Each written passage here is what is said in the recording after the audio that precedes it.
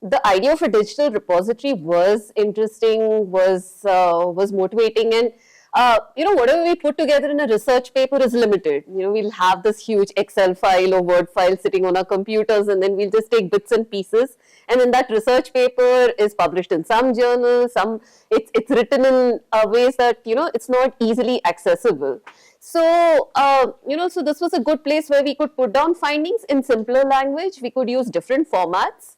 And then we also started thinking that our food stories, they don't fit into these standard definitions, these are the food groups, or, we had a chance to create our own classification.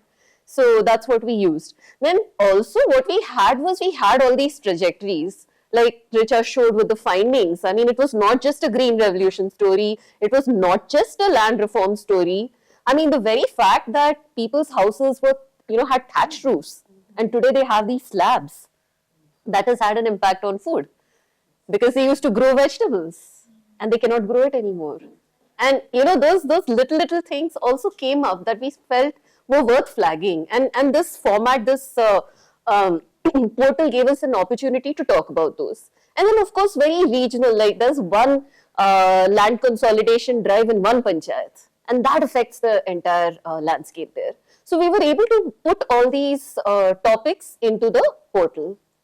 So instead of going to the portal, I'll just show bits and pieces of it. Afterwards, when we do a breakout, you can navigate. I mean, we hope you've already looked at it, and if not, that you'll navigate during our breakout. It's this avadh.foodcultures.org, and that food mat that we designed, you can click on different foods there to go onto the page where things are written, and we classified it based on local importance. And this is the things that we got. I apologize, some of those links are not working. This has been a work in progress. I mean, we put the portal together almost more than 2 years ago, and then just sat on it, and some links stopped working. So we've sort of tried to revive the process, but it'll take some time. And hopefully after the discussion today, we'll have more ideas to go and, rework things there as well. So when you click on a food group, so I'm just showing on barley and millets, the first thing you'll see some introductory text. We've just given some description of what, of the broad narrative of what has happened with those foods. And this is a bilingual portal, so all the Hindi is written independently. It's not Google Translate, right? So all of the Hindi stuff is written mostly Richa. There were a few other people who worked on it. And then after that, we have these things we call info cards. So these are mostly oral histories, but they can also be snapshots of secondary literature. There's also video. So if you look at the media type, there's video and text.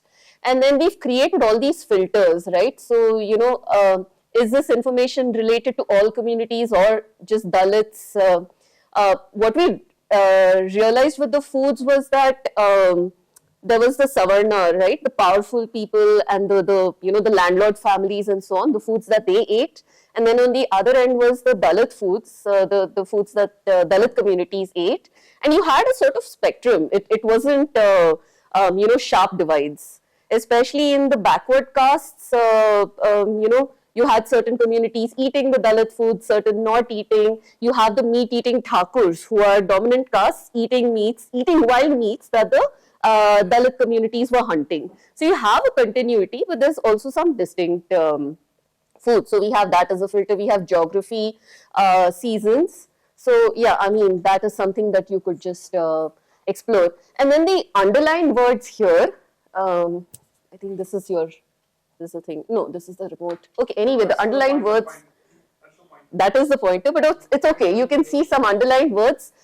When you put your mouse over that, you will get the definition. So we have a glossary. We wanted to use the local words as far as possible, so we have a glossary as well.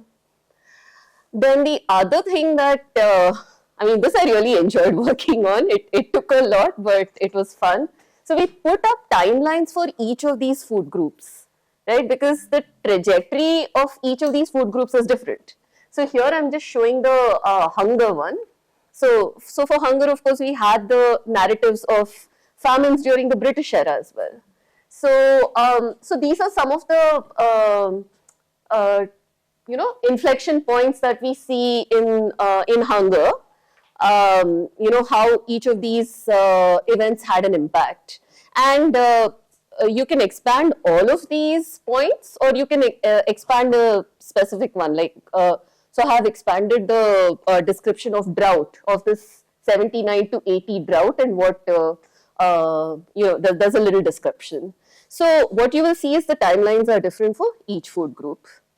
Then we also have a bibliography where we put some of our primary material, what we've published or what has been, what is online right now. It's a bit scant. I think we should add the popular articles also. So, okay, we'll do that. We'll add the popular articles there also. And then we have reports and papers, and the gazetteers, of course, is an important category. So that's a separate section altogether. The reports are I guess, what is called grey literature, right? So different organizations coming out with reports which are not journal articles but are still quite relevant.